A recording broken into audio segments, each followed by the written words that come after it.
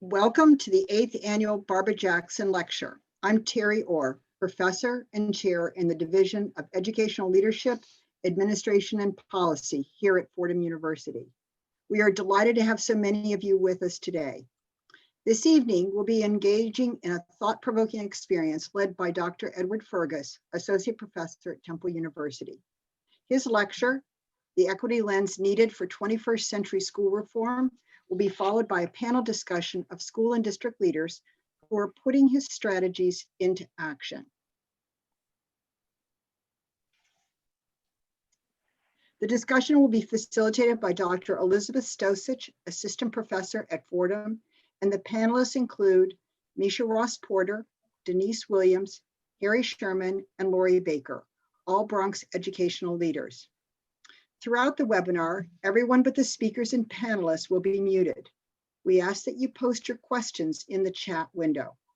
We'll review your questions throughout the lecture and panel discussion, consolidate them, and have a question and answer period following the panel discussion. Please state who your question is for so we can direct it accordingly. The lecture will wrap up at 7:30 p.m. We begin this evening with a welcome by our interim dean, Dr. Akani Susho, Professor of Psychology at Fordham. Following her welcome remarks, Maribel Hula, Superintendent of Community School District 10, will introduce our key speaker this evening. Please note that the evening's lecture, panel discussion, and question and answers will be recorded and made available at a later date. Those who use Twitter and want to share tweets throughout this event, please use the hashtag FordhamGSE.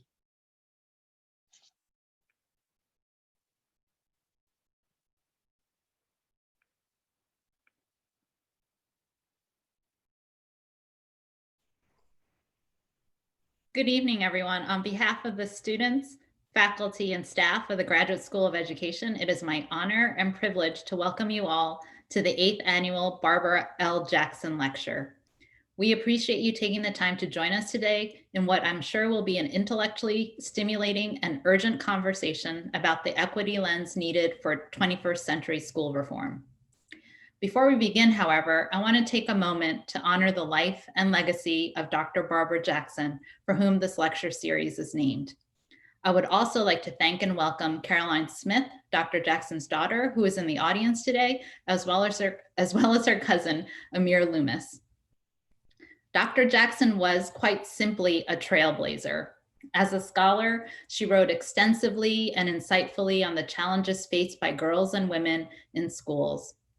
Arguably, she remains one of the most acclaimed and influential scholars of color in the field of educational administration for her pioneering research on urban school superintendents, particularly female superintendents of color.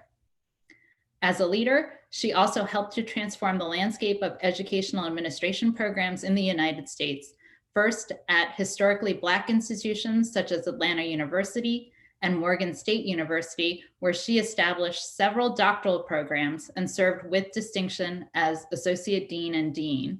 And then at Fordham, where she was a professor in our Educational Leadership Division for 25 years. She also served as chair of the Division of Educational Leadership, Administration, and Policy from 1997 to 2003. Her influence on the field of educational administration is still felt today, primarily through the countless numbers of students and colleagues she personally mentored, and also through the University Council for Educational Administration's Barbara L. Jackson Scholars Network. Established in 2003, the Jackson Scholars Network is a 2-year program which provides networking, mentoring, and professional development for graduate students of color who have a goal of becoming professors of educational leadership. Since 2003, hundreds of doctoral students have participated in the program, effectively transforming the face of educational leadership programs across the country. In an influential journal article Dr. Jackson published in 2002 in the top-tier journal Educational Administration Quarterly, she described the characteristics of what she considered to be exceptional and innovative leadership preparation programs. In that article, Dr. Jackson stated that, quote, Meaningful change requires all stakeholders, faculty members, students, districts, practicing administrators, the state, and the institution to make a commitment to the development of high-quality, demanding preparation programs. Today, as part of our lecture, you'll be hearing from most of these stakeholders, and I hope you'll also get to see and appreciate firsthand how Dr. Jackson's vision continues to be embodied in Fordham's leadership programs. Now, to introduce tonight's speaker, I'd like to welcome Maribel Hula, who is the Superintendent of Community School District 10 in the Bronx. CSD 10 is one of the largest districts, serving over 36,000 pre-K-12 students in 60 schools, which encompass the culturally vibrant communities of Tremont, Kingsbridge, Norwood, Fordham, and Riverdale. Maribel is known throughout the Bronx for her success in leading study groups and professional clinics for principals and assistant principals to support and strengthen their leadership in the district. Please join me in welcoming Maribel Hula. Thank you so much, everyone. Good evening. So I've had the honor and pleasure of introducing our keynote speaker, Dr. Edward Fergus, an associate professor of urban education and policy at Temple University. Edward is a former high school teacher, program evaluator, and community school program director. Dr. Fergus' current work is on the intersection of educational policy and outcomes with a specific focus on Black and Latino boys' academic and social engagement outcomes. Disproportionality in special education and suspensions and school climate conditions. He has published more than 36 articles, book chapters, evaluation reports, and 5 books, including Skin, Color, and Identity Formation, Perceptions of Opportunity and Academic Orientation Among Mexican and Puerto Rican Youth. Co-editor of Invisible No More, Disenfranchisement of Latino Men and Boys. Co-author of Schooling for Resilience, Improving Trajectory of Black and Latino Boys, Harvard Education Press 2014. Author of Solving Disproportionality and Achieving Equity, Corwin Press 2016. And co-editor of forthcoming book, Boyhood and Masculinity Construction in the U.S. Fergus has worked with over 75 school districts since 2004 on educational equity and school reform, specifically addressing disproportionality in special education and suspension. Fergus partners with state education departments such as California from 2010 to 2017, in Maryland from 2016 to the present, and in Texas 2012 to present, and serves on various boards such as New York State Governor's Juvenile Justice Advisory Group, appointed in 2011 to the Yonkers Public Schools Board of Education, 2013 to 2019 to present. National Center on Learning Disabilities, 2020 to present, and is an expert consultant for the U.S. Department of Justice Civil Rights Division on Educational Opportunities from 2014 to 2016, and NAACP Legal Defense Fund. Dr. Fergus received a bachelor's degree in political science and education from Beloit College and a doctorate in educational policy and social foundations from the University of Michigan. Welcome, Dr. Fergus. We're so honored to have you. Thank you for the invite. Thank you for the honor of considering me for the Barbara Jackson Lecture.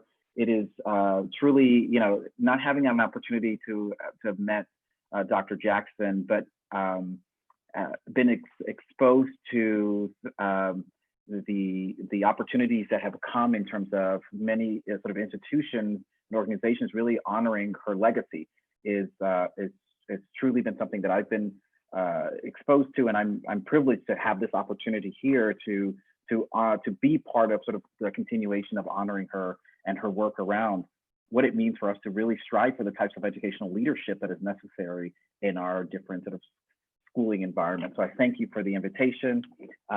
Thank you everyone who has been involved in this. I know this has been I thanked everyone before in terms of the the organization strategy that you all have at Fordham. I am so, thankful for that. I'm excited about sort of having this opportunity to kind of share the work I've been sort of fortunate enough to be involved in, and framing it around sort of what it is and what it's looked like. But in particular, I want to hone in on one particular area in terms of the equity lens that we need for sort of this 21st century school reform. And it's really around how it's not going to be enough for us to know what types of reforms to do, but it's also to make sure that we are harnessing the sets of educator mindsets that need to be the constant drivers of it, right? Because we're not at a loss for good ideas. We're not at a loss for good strategies, right? But we've come to recognize yet again that we are mired in continuous ways in which we do, whether it's schooling, whether it's policing, whether it's healthcare system. I think we've come to recognize over the last 8 months that in all of those areas, there's still a manifestation of oppressive habits and where those habits come from. And so part of what I want to talk about is I want to sort of hone in on sort of where it comes from, but also what do we need to do about it, right? And particularly what we need to do about it within the context of the practice that we are doing, right? So it's not a matter of doing it separate from, but rather within the same environment of the practice work that we're trying to build out in terms of reform.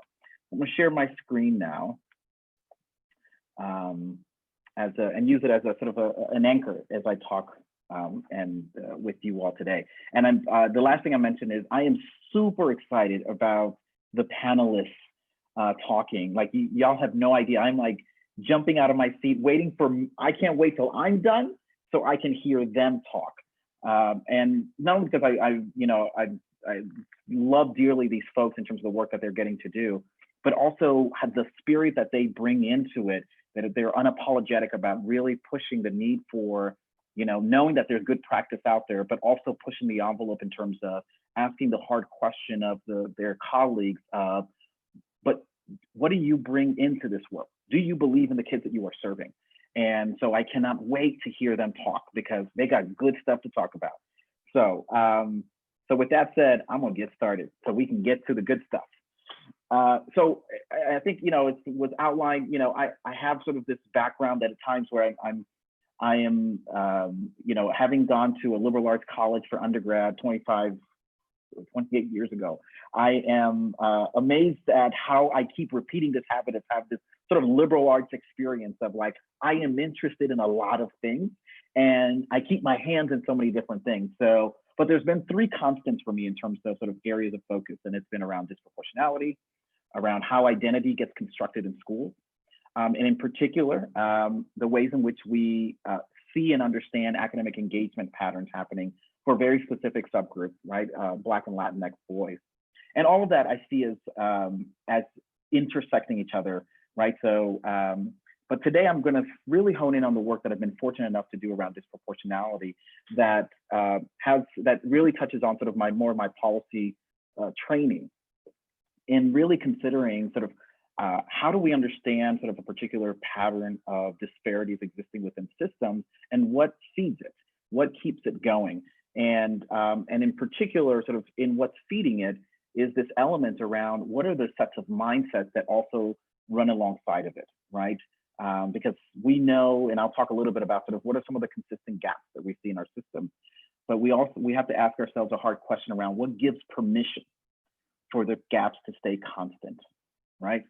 So it was highlighted, so I've written texts that have kind of really honed in on that, but the most recent one that's been published, which is this one around solving disproportionality, I tried to, I always tell the story that, when I wrote this book, when I got the contract to write this book, it was the first book that I started to write that was geared towards leaders who actually do the work. And it was based on actually working with leaders who've done the work, right? And what are the tools that we developed, and what does this look like? And I remember at the time, being a tenure-track faculty member, I was like, Daddy, don't write a book that's geared towards practitioners. It's not going to help you for tenure, right? But at that point, I'd published enough. I figured, okay, it's, I really need to sort of focus in on, supporting the community is actually doing this work, right? And since then have really sort of been fortunate enough and sort of in understanding even more the texture of what it takes for leaders to really sort of move this work forward. And what it's at the core of sort of this book is really sort of recognizing that how we approach these set of systemic problems has to come from a point of view that within education, we've got to know how these issues have manifested, right? So what's the root cause that's really sitting there at a constant place? But within those causes, one of the questions I'm always pushing practitioners around is, recognizing, so us knowing that there is a problem, knowing the root issues that are tied to a particular practice will let us know that there are system gaps. But the hard question we have to consider is, those gaps are existing, and in some ways they are open to everyone. So the question we have to answer is, why is it disproportionately affecting certain groups of kids, right? Because if I know that we're not implementing a particular behavioral referral form in a consistent manner across all of our classrooms, right? That means that everybody gets exposed to that gap. But why is it disproportionately affecting boys? Why is it disproportionately affecting certain groups of boys, right? And that's where this element around culture responsive sustaining education has to sit alongside, right? Because it's not just a matter of that as educators, we're doing our practices from the best knowledge base that we have, but it's also from the best knowledge base that we have about the racial, gender, and socioeconomic understandings that we have about each other, right? And those are some of the sort of the places in which this work comes from. And then allowing for that to be the crux of sort of what ends up driving the way in which we think about school change, and in particular, school change implementation process. And I specifically, I'm always talking about the need for us within education to reconcile that how we know a problem and the types of educator mindsets that are necessary to live alongside of it requires us to be cognizant that we can't try to do things and try to go 0 to 60 from day one in terms of implementing something. We've got to start 0 to 15 because there's a reason why we have to reconcile that there's a culture that's also existed in there that's now wrapped around how we've done things, right? So if we've implemented a particular practice or we've informally, suspended kids by not documenting, there's a culture that's been surrounding that, right? That's given permission for that. And we've got to reconcile, if we're going to implement something, we've got to give it time, right? And so some of those particular gaps that I've learned over the years and had an opportunity to kind of sort of publish around is that there's these set of sort of structural gaps that are always at play. There's misalignment in terms of academic support processes and the needs of student populations, right? What we're offering up in terms of interventions at times does not meet the needs that kids are presenting, right? It's the manner in which we, and I've sat in on RTI meetings where, there's a definition of a particular reading need that a kid has, and I hear the same intervention being offered up over and over again, right? And at some point, we've got to ask the question, if the kid keeps coming back for the same issue, we've got to ask whether or not we're actually sort of divvying out the right intervention that's connected to that need. The same thing around behavioral support. The overall sort of the ways in which we sort of provide support through referral processes. And in particular, there are ways in which we operate within education that referral processes at times are geared toward getting kids classified or suspended, right? Versus understanding referral processes about saying, hey, I got a kid who has a need, right? How do we meet that need versus, oh, this is going to start the trajectory towards getting a kid somewhere else. And then lastly is the reconciling that we have gaps in terms of what we know about the needs that kids are presenting and the way in which we're approaching that particular need. One of the things that I was curious about when we went into this remote learning was I started scanning different universities to look at how many universities have, as part of their teacher prep program, an educational technology requirement course, right? There were very few.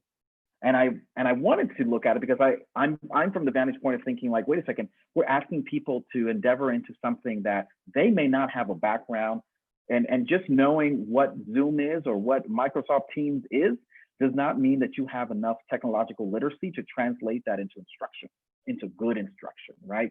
So this point around sort of this varied capacity is critical, right?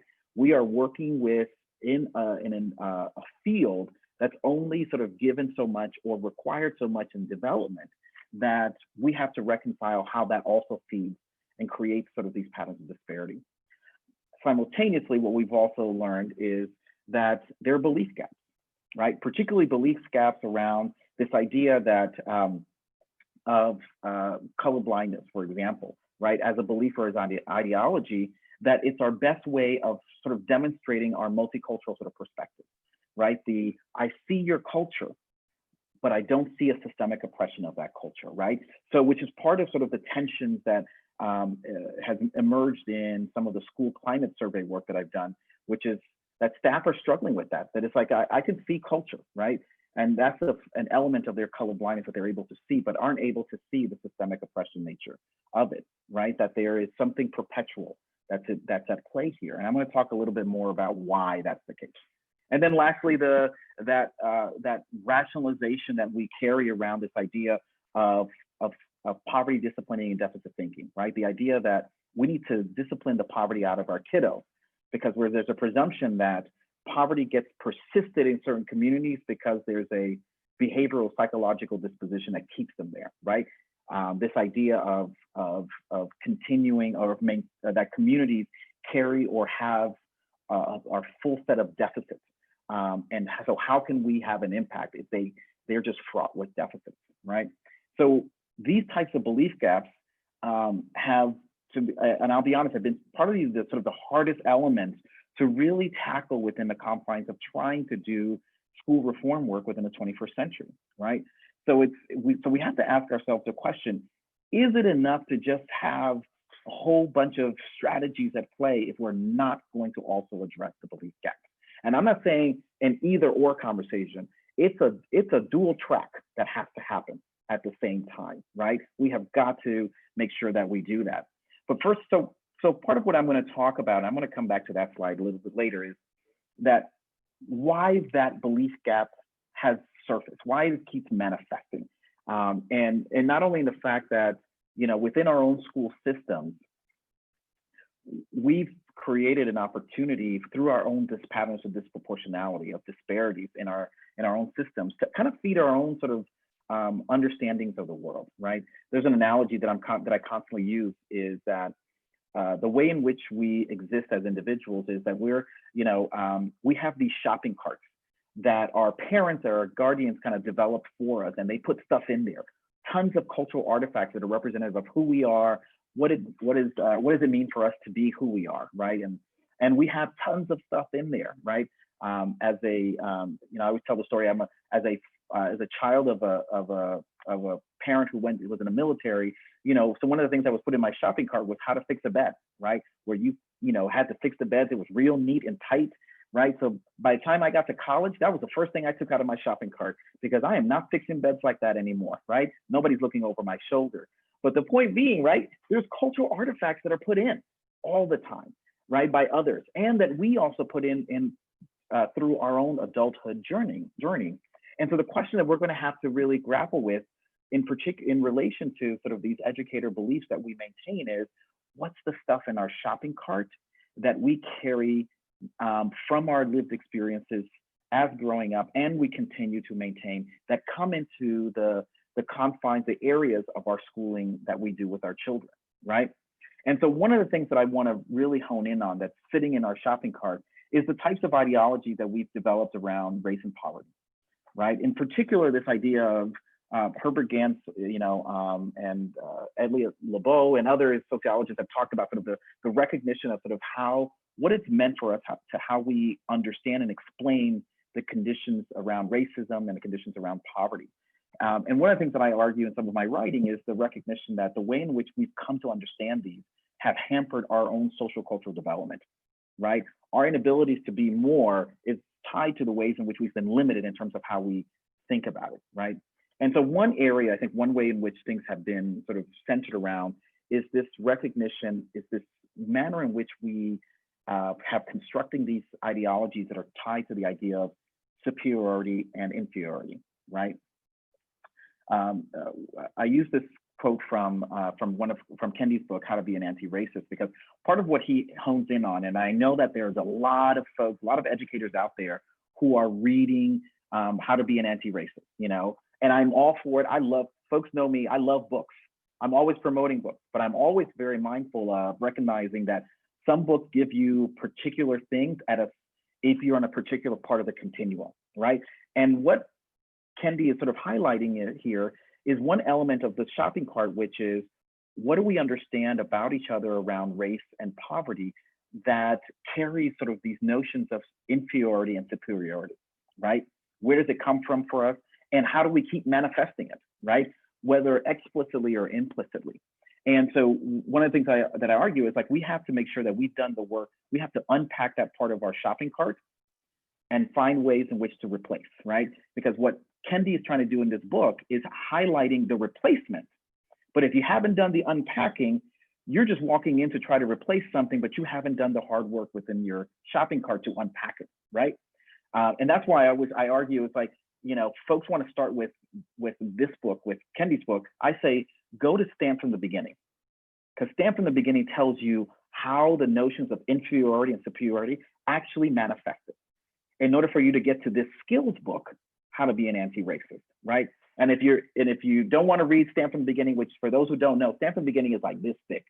He's a historian, so he's going to write a lot, right? But there is a young adult version that's called Stamp that was written by Kendi and Jason Reynolds that is really accessible, and it's much shorter, right?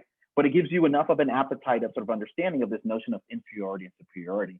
But I want to tackle in that particular area, because that's the one piece around within our shopping carts that I think we don't expend enough energy talking through, right?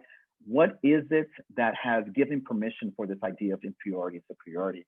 And this is where Kendi sort of touches on this a little bit in Stand from the Beginning, this idea of whiteness as property, right? So the idea of whiteness as property as and this is Cheryl Harris, who's a legal scholar, really honed in on this notion that the ways in which this idea of upholding the superiority of whiteness. Now, let's be clear, I'm saying whiteness, not white people, right? The whiteness as a way in which to ascribe a level of racialized privilege through legitimized elements like, legitimized legal systems like who gets to have property, who gets to live where, who gets to go into which parts of the military and have certain rank, right? Who gets to go to which schools and what types of teachers, who gets to have which level of funding, right? Those are sort of mechanisms that were woven into the fabric of how we operated as a nation. Though we remove the legal frameworks of it, it doesn't mean that we remove the mindset of inferiority and superiority, right? Simply because we had Mendez versus Westminster in 1947 that challenged the removal of language services for our English language learners. Simply because we had 1954 Brown versus Ford that removed race being used as a marker of segregation. Just because we had the Voting Rights Act in 1968, just because we have those things legally removed does not mean that we've done the work to unpack the vestiges of inferiority and superiority, right? And just to kind of give a little bit more sort of definition around sort of whiteness as property, right? That the way in which and I love how Cheryl Harris sort of talked about it in her original text, is this idea that the ways in which it persists is through sort of two mechanisms, right? This idea of constructing whiteness as a desired social identity, right? That which we uphold and whether quietly or out loud, right? That it is the identity that we sort of seek, right? And I'll give some examples a little bit later, but the idea of, we see it in the types of the ways in which we do children's dolls, right? Where you'll see which types of dolls, and I used to have to do this when my daughter was much younger. I would walk down Toys R Us, remember when we had Toys R Us or KB Toys, right? Walk down the aisles where they had dolls, and I could literally count on one hand how many dolls were representative of racial groups beyond white, right? And it was daunting to know, like, oh my goodness, this is an onslaught of a whiteness social identity being promoted, right? That is the desired identity for everyone. The other way in which whiteness is property is also persisted is also by subordinating others through their denial of their group identity, right?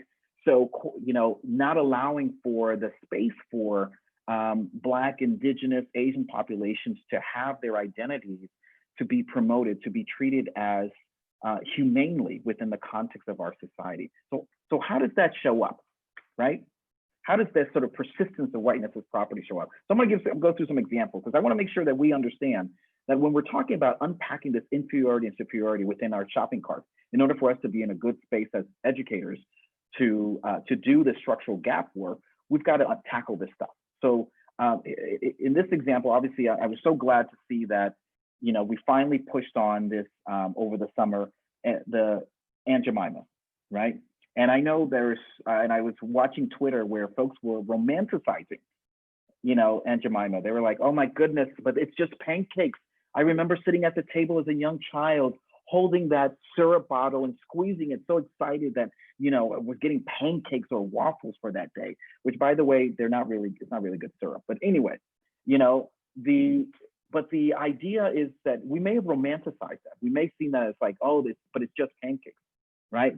But it is was also sort of providing us a characterization of Black women, a characterization of Black women that we were just ingesting without ever knowing that we were ingesting in a very particular way, right? And got very comfortable in seeing sort of these sets of characterization and a level of characterization that also carries forward, right? This notion of sort of Black women taking on sort of these mammy roles, right? And a mammy role that's extended to lots of different women of color, right? I would get into a conversation with a colleague who's looking at women of color in the teaching profession. And one of the things that she's exploring is the ways in which women of color within the field of education as teachers end up taking on sort of savior roles within the context of schools, right? They're the ones that folks go to gravitate, to take care of. They're called the mama of the school, right? That this sort of, and not to say that there's anything wrong with that identity, but that's the only identity that they get to carry, right? And becomes problematic over time. Other ways in which we also sort of subordinate sort of the other is by the way in which we do, you know, here, like Halloween. Since we're in the midst of it, that's why I said I have to find examples of this because it drives me insane, right? Especially, you know, when my kids were younger and particularly my daughter, when we would look at the options of costumes at Party City, right? She couldn't just be a witch. She couldn't just be a sailor. She had to be a vixen sailor. She had to be like, had to be a particular dramatization or a way in which we're sort of characterizing women. But here it's another example in which we subordinate cultural groups by treating them as costumes, right?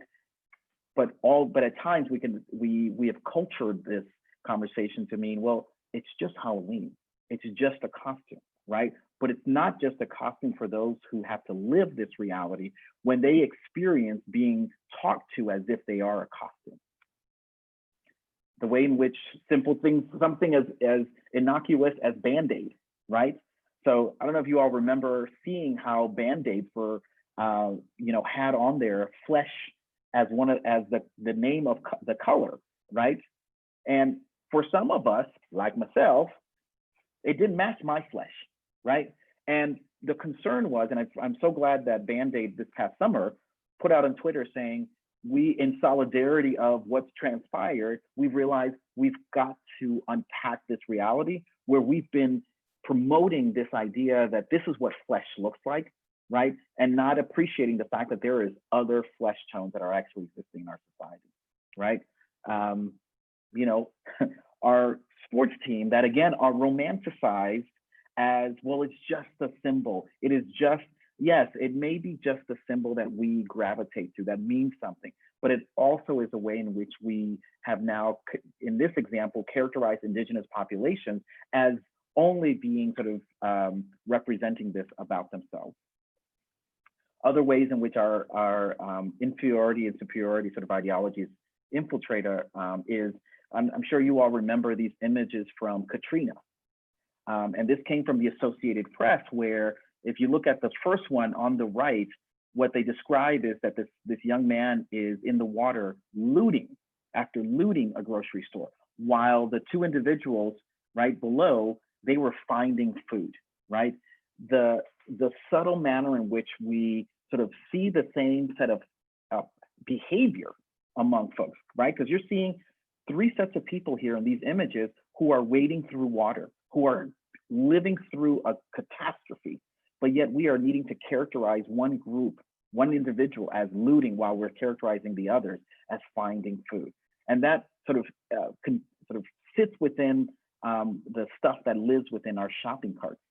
The ways in which, if you all remember Franklin is part of Peanuts, right? So Franklin came into play in the late 60s, early 70s. And if you read Charles Schultz's autobiography, he talks about how early on,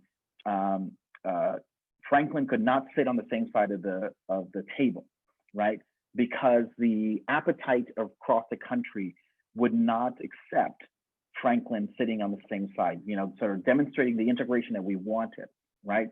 But we've normalized the idea that, oh, yes, we're making progress. We got Franklin at the table, right? But we made a progress that in of itself was also pejorative, right?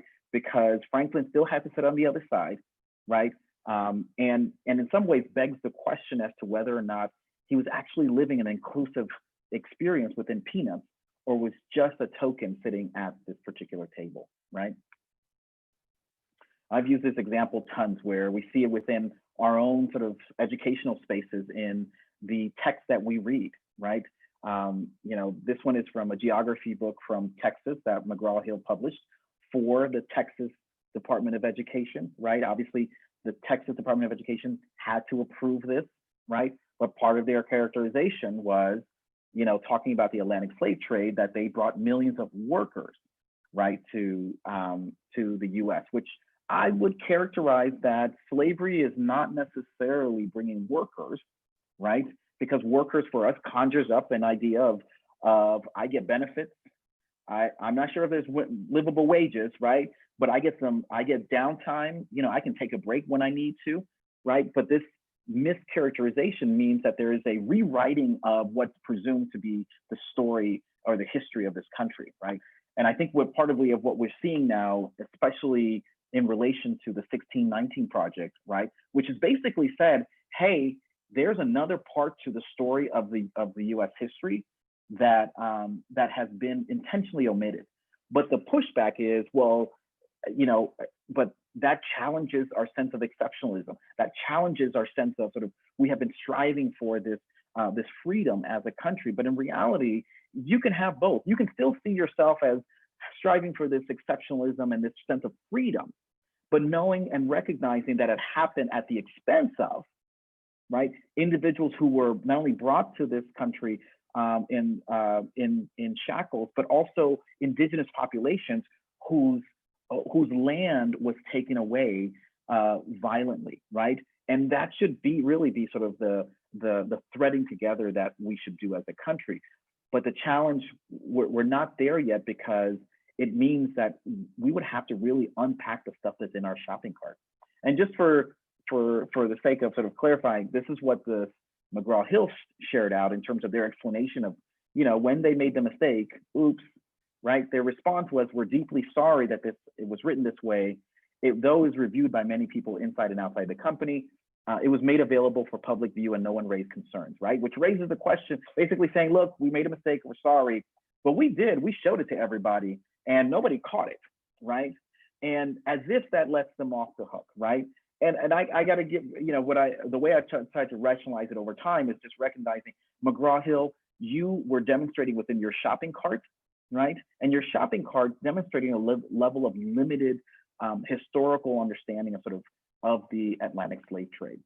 And then my last example, I got to touch on American Girl dolls, because this really drove me insane when my daughter was much younger, right? And for those who know, these American Girl dolls are super expensive, right? Super expensive.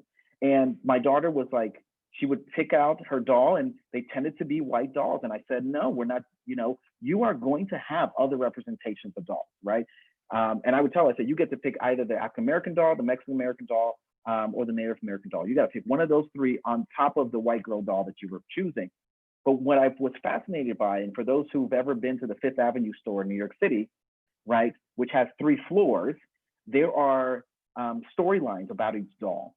And the stories about the African American doll, the Mexican American, and Native American are all about their struggle, right? As if that is the only storyline that we know and understand about our different populations in our country, right? As if there isn't other narratives that also are existing.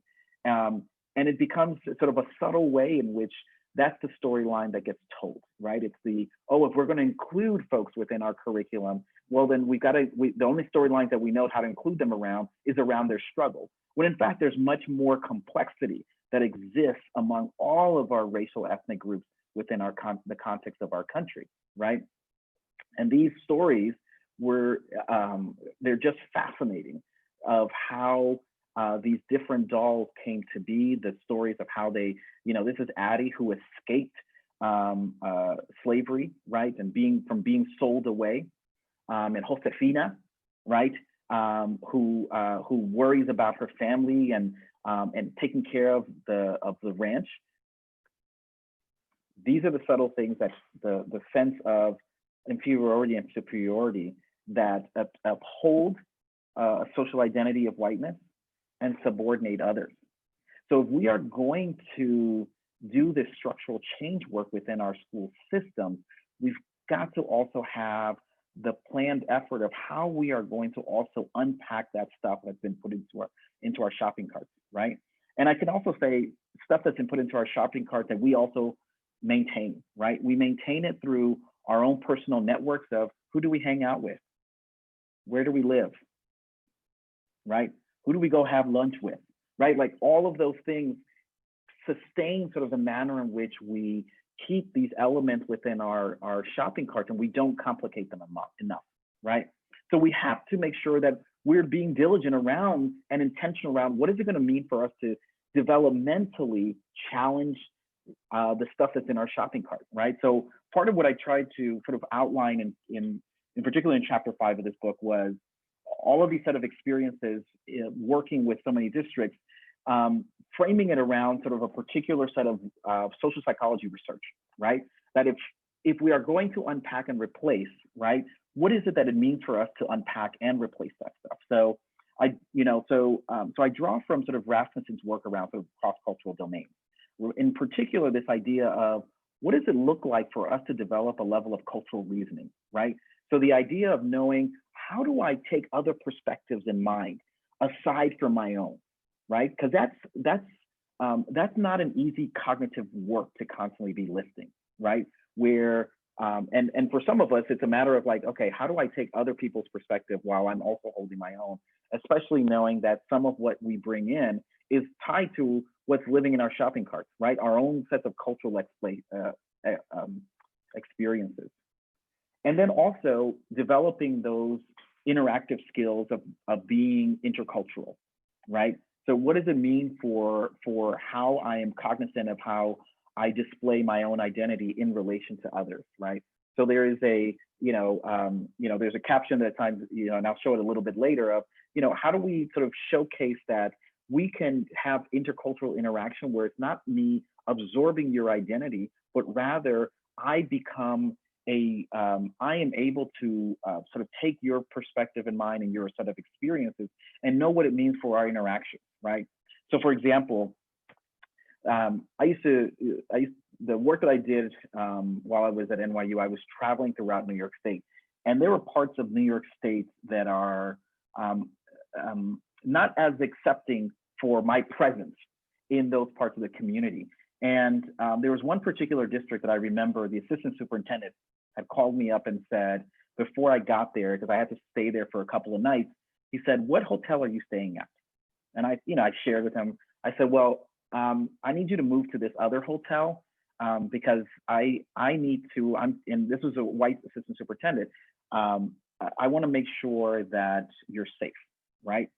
But what I appreciated about that call was a recognition that as part of our intercultural interaction, you're recognizing that there's a level of cultural safety responsibility that this person actually maintains, right? And knowing that, how them as an assistant superintendent walks through that community is going to be very different than how I walk through that particular community. And that's a level to which we actually begin to absorb and understand the intercultural interactions that's necessary. So how do we do this, right?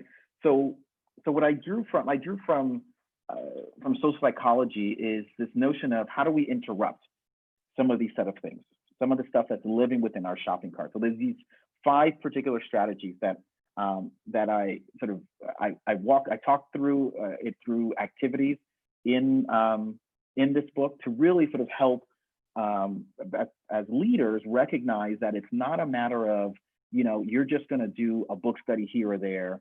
You're just going to throw them into a diversity training and then that's it. Whew, everybody's cured. I've sprinkled the magic dust, but rather recognizing that this is a developmental journey, right? Because the stuff that people have in their shopping carts is the stuff that's been sitting in there for a long time. And they've had continuous experience that's actually, to a certain degree, helped to sustain that stuff in the shopping cart. So I'm going to go through sort of these 5. So the first one I always talk about is counter stereotypic imaging, right? The idea of recognizing what we've put into our shopping carts have been laden with a lot of stereotypes about each other, right?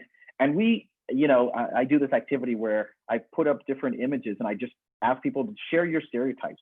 And it's amazing the stuff that folks will just conjure up, right? And everybody always apologizes. It's not me, I don't think these things, right? But the fact that we know means that at some point it got thrown into our shopping cart. We may not have liked it, but we're aware of it. But part of us sort of pushing back or countering those stereotypes is we got to oversaturate ourselves with the counter imagery, right? So that we're not absorbing we're not at sort of a constant play around sort of those particular stereotypes. So, being attentive to how do we do this within our classroom library, what we put in the walls in our classrooms, heck, even what we put up when we're teaching in our homes and our kids are looking at the back of our whatever room we're in, whatever they're seeing, and we're being intentional about what they're seeing here, right? This particular book here, Julian is a Mermaid, is this particular author, Jessica Love, who loves to kind of push the counter narrative of what we kind of heard, is not only sort of about sort of what her stories are about, but even I read that her books, she's asked the publishers to not print the book on white pages, but rather use a different color, just to disrupt what we sort of universalized as what is the way in which we kind of see things. And these are sort of different examples of, this is a particular middle school in which they took on this idea of countering stereotypes, right? As something that they wanted to promote with their kiddos, right? The idea of this first one is, I don't have to be a guy to be powerful. The one at the bottom is not all Mexicans play soccer, right? This is a Black female student. I'm an honor roll student with big dreams. It can't be an accidental, like we just happen to challenge the stereotypes. We have to be intentional around constantly pushing a very different narrative. It can't be held on to for Black History Month or Hispanic Heritage Month or Women's History Month or Native American Month. It has to be a constant sort of interplay that our kids are getting to see themselves differently. The other idea is perspective taking, right? The idea of how do we walk in somebody else's shoes? And this is where we're really taking on sort of this cross-cultural domain around cultural reasoning, right? So what does it mean for me to consider somebody else's situation, right? What does it mean for me to kind of, instead of asking the question when a kid does something wrong, instead of asking the kid the question, what's wrong with you? Asking them the question, what's happened to you? Tell me what brought you to do that particular behavior, right? Because now I'm asking for the perspective, to sit in the perspective of why that kid decided to skip class, why that kid decided to, I'm not turning in my work, right? Why that kid decided to get into a fight with somebody else. Asking them what brought you to it, right? Because we're trying to, in our perspective taking work, we've got to reconcile that there are ways in which we walk through the world that are not universal for everyone. right? And perspective taking means that we have to actually sit in a place of developing sort of that cultural reasoning. And that cultural reasoning means that there's going to be a times we're going to have to do new cultural knowledge building. I need to know different things, right? I need to have different sets of cultural experiences, and I have to know how do I begin absorbing them as part of my own reasoning, right?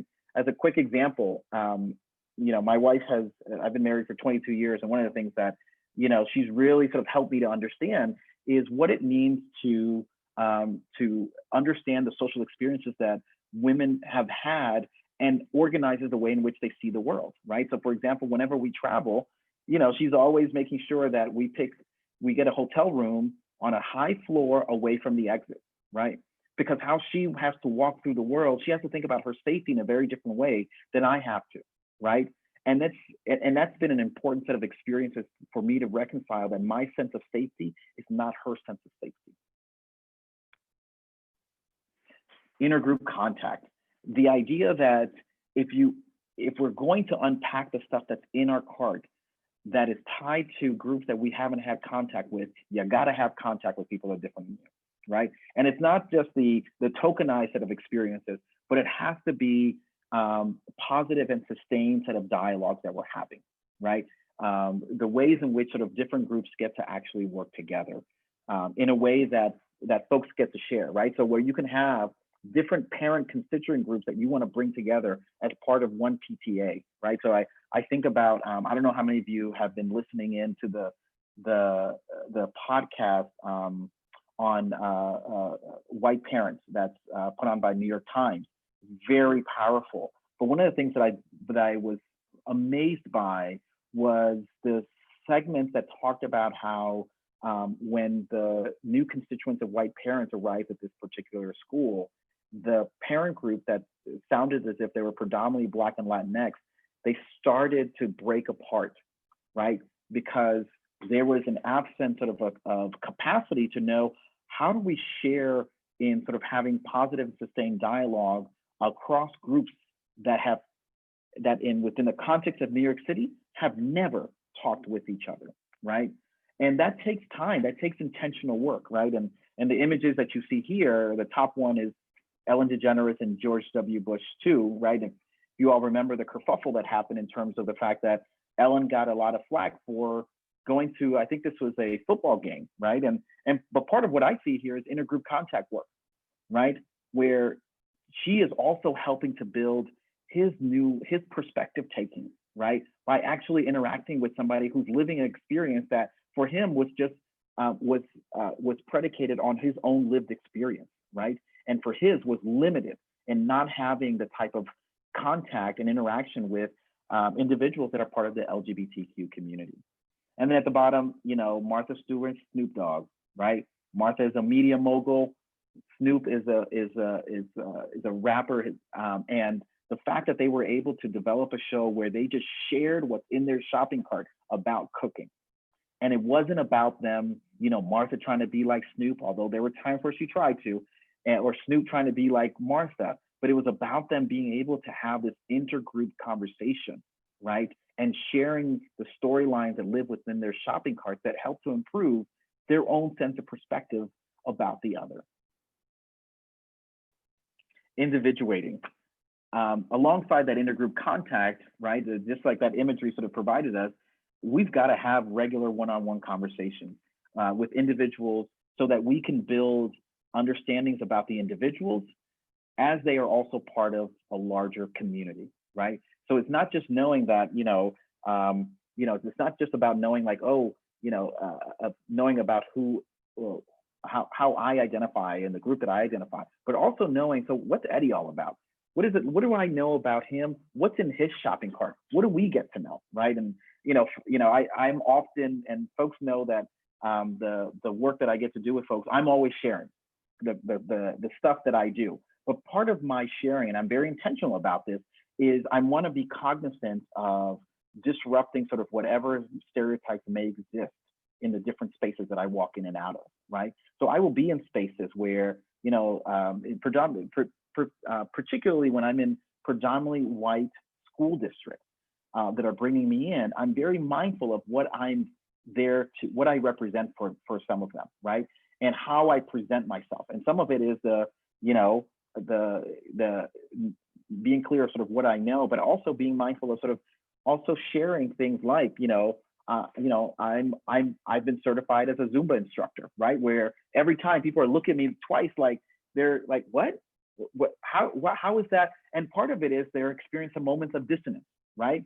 How is it that you represent this, but then you're doing this, right? Or another example is, and I shared this a while ago, was, I had an advisor in grad school who, a white woman who I was working with, who shared in a very honest way, she said, Eddie, I don't understand. How is it that you can be Black and you speak Spanish, right? How does that happen, right? But what she was experiencing, and I realized in our individuating experience, I was representing a dissonance, right? A stereotype that she has about Black people, right? And a stereotype that she has about who she sees and perceives as Spanish speaking, right? And so for her, I began to represent sort of that disruption, right? And recognizing like, wait a second, maybe these stereotypes don't necessarily make sense, fit, because there's so much variation that we can see across different groups. And then lastly is, how do we improve the decision-making, right? In particular, I think it's Malcolm Gladwell, one of Gladwell's books, where he talks about sort of how much information we're kind of fed all the time, right? It's like millions of pieces of information that we're fed, and we make quick-handed decisions around what we're doing, how we're responding, right? Things like, you walk into an elevator and it's just you and one other person, and you read who they are, and you make decisions around what's your behavior as you walk into that elevator. Or if you're, if you see a Black male walking towards you that has a do-rag, right? That's an onslaught of information that you read because of the stereotypes that live within your shopping carts, and you make behavioral decisions, right? And the concern that we want to make sure that we pay attention to is, how do we slow down that habit so that we are interrupting the stereotypes that we carry, so that we can remove them as part of the ways in which we make decisions, right? The ways in which, I hear often from leaders that the decisions that they make around who they suspend at times is predicated on the fact of, of their just quick-handed decisions around the tone that they felt the kid was carrying, right? The way in which they liked the kid or not, right?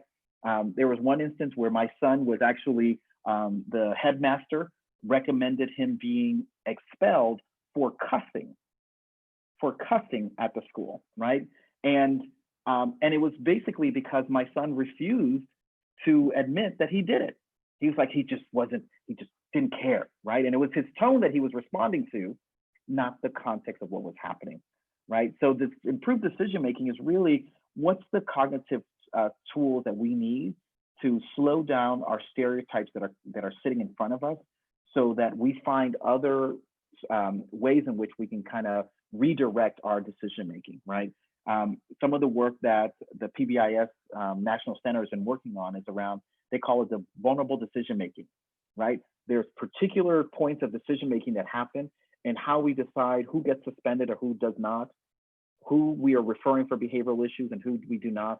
It's those vulnerable moments that we've got to have some cognitive tools that we can use to help us slow down our thinking and be methodical around how we make those decisions.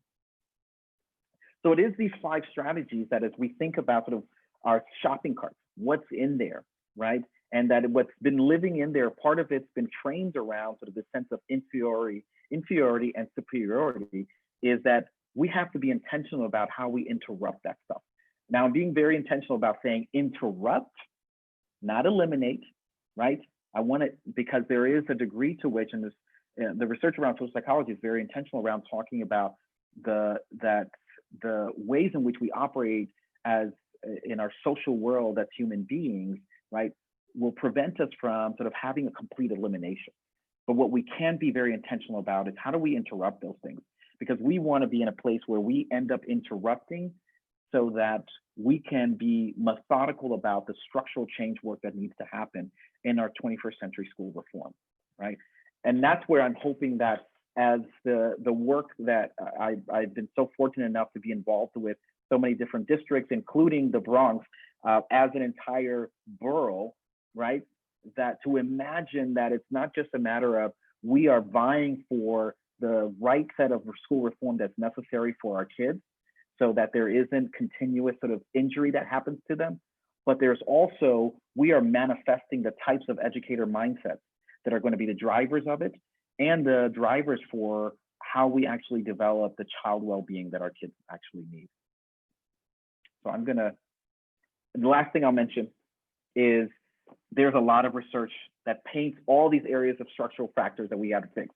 And I don't want to presume like it's just got to be the stuff we got to unpack in our shopping cart. We've got to remedy these other areas of structural gaps that exist in our system. And Misha knows, and Harry and Lori, who we're going to hear from soon, and Denise, right? You all know that I'm all about let's fix these systems, right? But I also want to make sure that we unpack the shopping carts that are also being utilized to drive the ways in which these practices actually happen. So with that, I will pause. Thank you. So thank you very much, Dr. Fergus. It's great to learn more about your work, and I'm excited to be able to introduce our esteemed panel and have the opportunity to learn more about how they're applying your work and the great things happening in the Bronx. So first, I want to introduce Misha Ross Porter. She's currently the Bronx Executive Superintendent, where she's deeply invested in deepening school leaders' equity lens and building collaborative practices across schools. Previously, Misha served as superintendent for Community School District 11 and principal of the Bronx School for Law, Government, and Justice. Having worked her way up through the ranks, she's exceedingly aware of the challenges city schools face and has dedicated her life to improving the learning environment for all students. Misha also believes that if school leaders, teachers, and parents focus on empowering students to achieve their unique individual potential, they will be prepared to meet the demands of the 21st century. A product of the New York City Public Schools, she graduated from Queens Vocational and Technical High School and received her Bachelor of Arts in English, concentrating in cross-cultural literature and Black and Puerto Rican studies at Hunter College. She later received her master's degree in administration and supervision from Mercy College and completed her school district leadership certification through the New York City Advanced Leadership Institute. And we're happy to have her now as a doctoral student, a third-year doctoral student in Fordham's EDD program.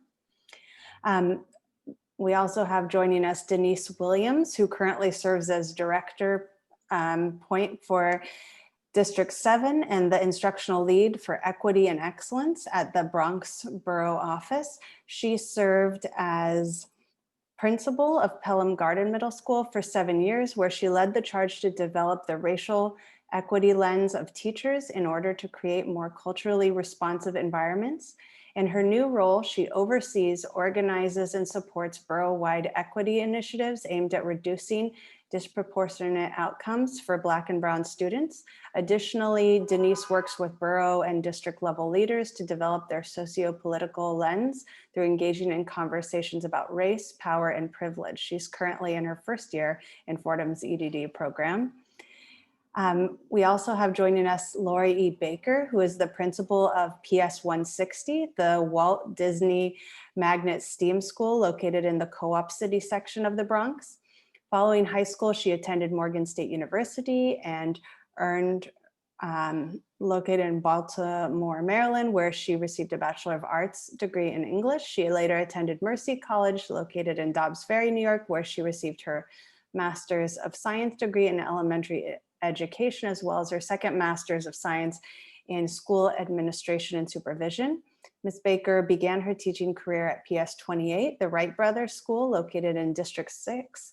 There she taught various grades and was a literacy staff developer. In 2003, Ms. Baker was accepted into the first cohort of the New York City DOE's Aspiring Principals program before taking her current position.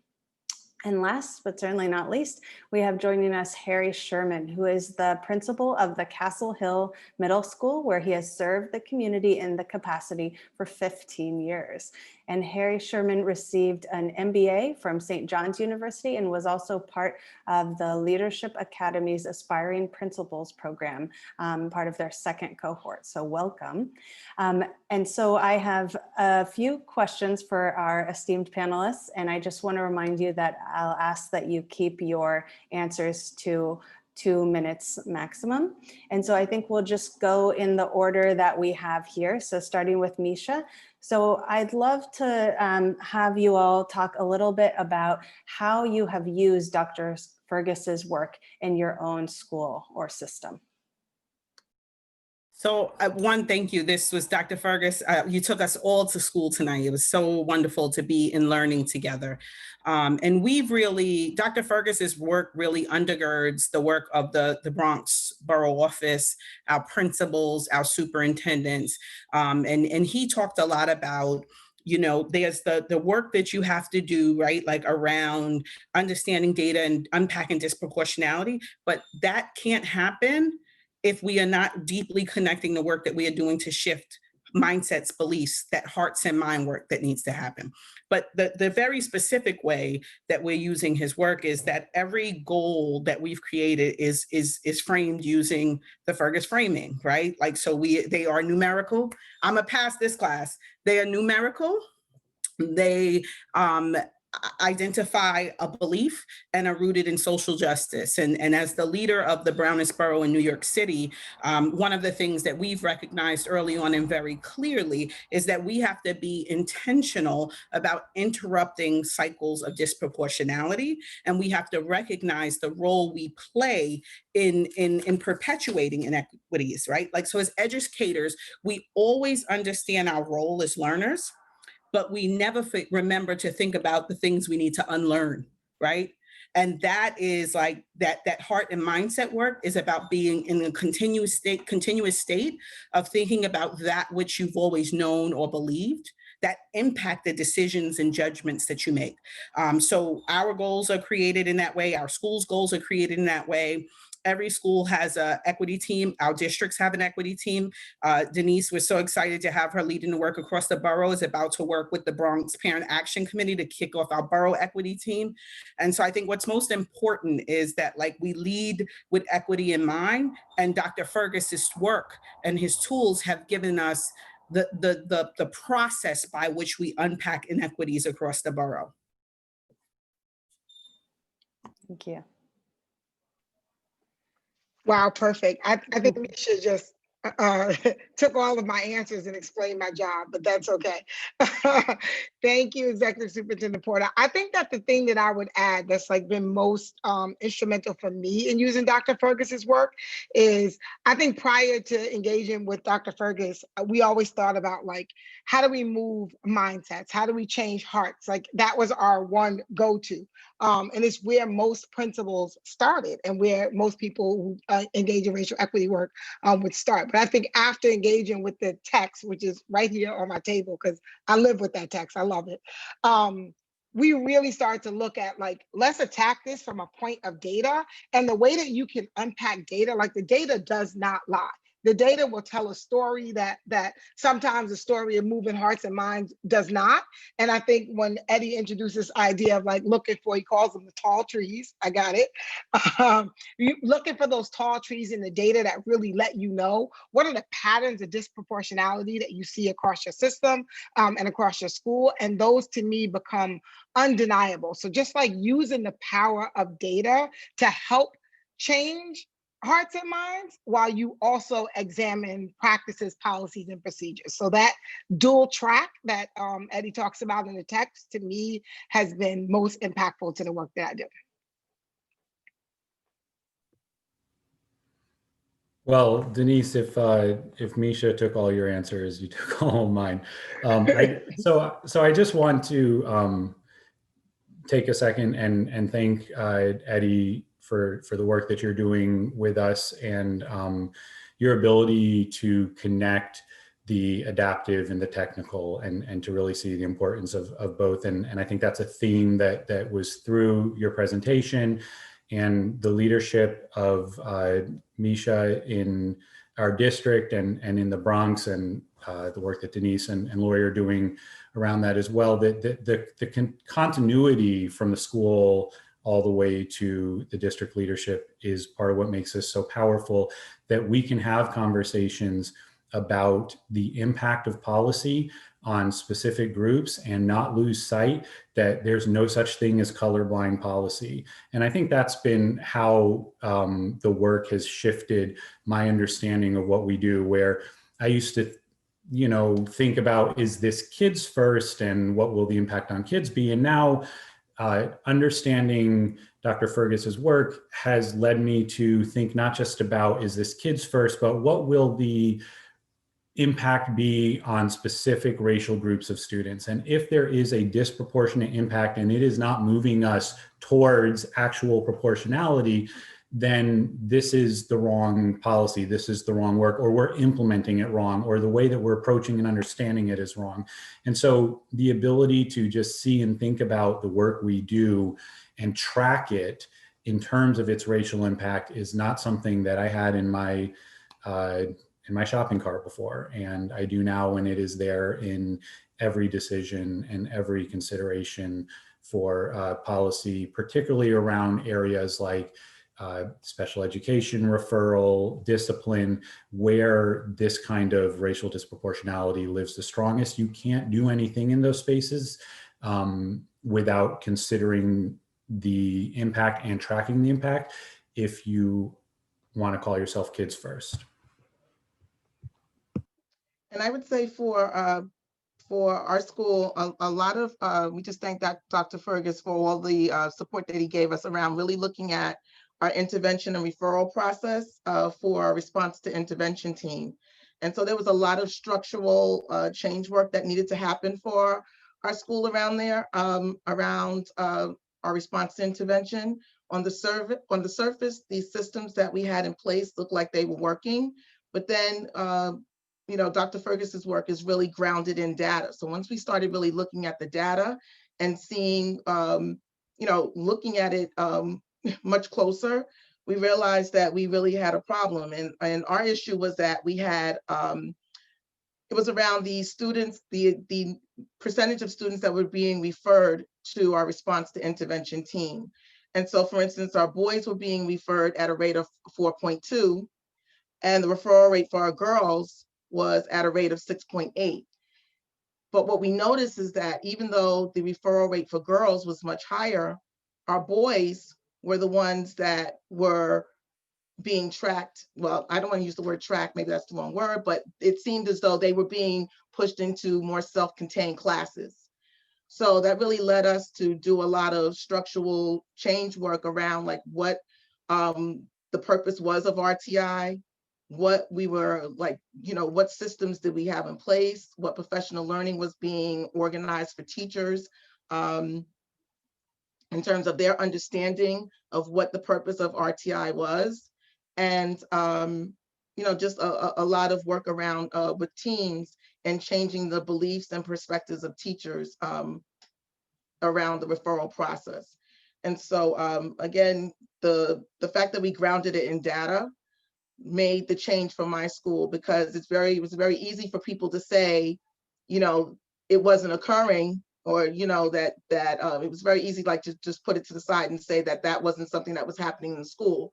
But once we really started grounding it in data and showing that this is what the numbers are saying regarding who's moving into that space within our building, then it was something that couldn't be denied. Thank you. These examples are so helpful for illustrating how you're really applying and making change based on some of these ideas. So, you've all started to touch on this, but I'd love to learn more about sort of how has this work influenced or changed or shifted how you lead for equity? Misha, could you get us started? So, I mean, two ways, and I'll talk about my role as superintendent and then my role as executive superintendent. And so one, as a superintendent of District 11, was really intentional about creating that space, right, for us to unpack our beliefs, understandings. And then when I shifted into this role to support the borough, it was like, what is that work with superintendents who have direct influence on the work that principals do? And so we've done the same thing in that space with our superintendents, because we understand we have to have clear goals around interrupting inequities. And so we've created those, but we have to also continue to do that work collectively in terms of like, what is our learning? And so I'm stealing all of Denise's shine because she's really doing all of this work. But like we have just finished with every superintendent, every district level leader developing their PREP, their personal racial equity purpose. And so I would say, because I think Denise should really speak to the work that she's done and led for us as a borough. Two things. One, the intentionality of understanding we have to have that role in the borough office. And so bringing Denise on to help to lead this work.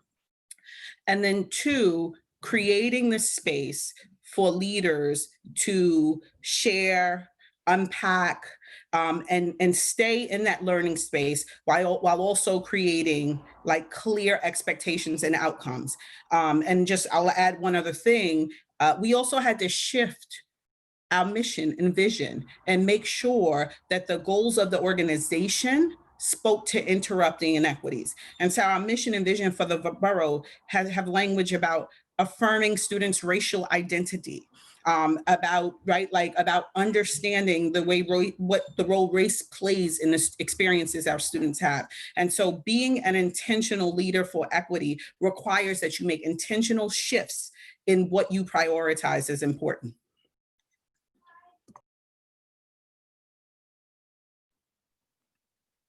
Thank you. Denise? So yeah, I mean, everything that Misha said, which is going to be my response. But I think that one of the other things that I think about in doing this work with district level leaders is being clear that some folks enter a space where they're not ready to enact equity leadership, even though they may have the belief system.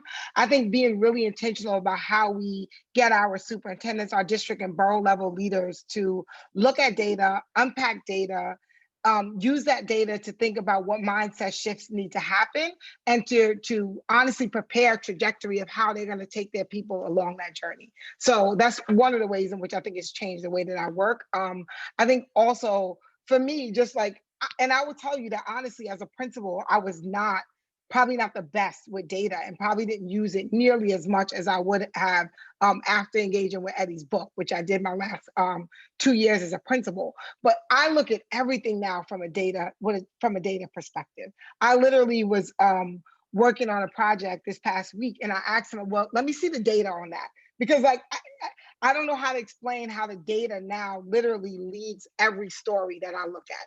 And I want to say again, just to reiterate, that I think it is the clearest pathway to get people to understand what is happening, that is not just based in my personal beliefs, but really being able to show them, look what your data is telling you about who's getting served, who's not getting served, and how folks are showing up, particularly for our marginalized students. So again, it's more of the same, but that is really how Eddie's work has impacted the way in which I lead. I ask for data first, and then I let the data tell the story, and then we do the heart and mindset work along that. But I think really picking apart how the data is telling you how well you are serving every population of student, and really breaking that data down, because what we see often is that you can have two schools who have a certain level of proficiency, and you may say that those two schools are performing the same. But when you really break that data down, you will see which school is not serving which population. And that's not a focus that I think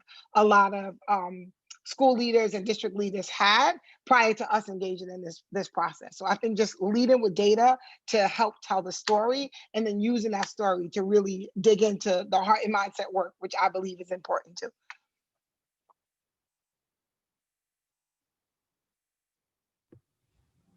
So I would share that the way that Dr. Fergus's work has changed how I lead for equity is that, and it's related to the data, but that I wear that data differently now. That when I see disproportionality in outcomes, I feel a lot more like I'm responsible for that. And that has to do with me recognizing that outcomes in schools are this product of policy and belief gaps, and that what happens in schools happens at every level, right? So Dr. Fergus talks a lot about what gives permission in an organization. I've heard him say that a lot of times. He said that tonight several times, like what gave permission for this, for the teacher to do this, for the system to do this, for this kind of outcome to happen. And in a school, what gives permission in the culture starts and ends with the leadership. And I think not just about suspension rates and removal rates where you can see that clear disproportionality, but where you are seeing disproportionality, and this was something else I learned in the work with Dr. Fergus, where you see disproportionality in formal data, that disproportionality is going to be so much worse in the informal data, right? So if I look at the formal data and I see 40 suspensions and a Black male student was twice as likely to be suspended as anyone else in the learning community, well, how many incidents were there where a student wasn't suspended? They were just made to stand in the hallway for 20 minutes, or they were sent to somebody else's room for the rest of the day, or the teacher decided, you know what, just don't come in today because I'm not satisfied with the response of administration, and so I'm just going to take matters into my own hand, go somewhere else, right? And just because I'm not the one standing in that room engaging in those kinds of interactions that are deeply damaging for kids, how have I given permission for that? Well, if there's disproportionality where I've signed off on the suspensions of Black students at twice the rate of anyone else, then I'm giving permission for teachers to engage in that. And I feel not good about what I'm saying right now. I could put that more eloquently, but I feel really bad about that. And I've become hyper conscious about what I give permission for, and to be kind of like anti-racism, to be explicit about what I do not give permission for. I do not give permission for you to put a child in the hallway. I do not give a permission for you to say not today. And having those conversations with my whole staff in a very explicit way, talking about the formal data, but also the informal data, it's just made my eyes much more open about what the culture allows in the school.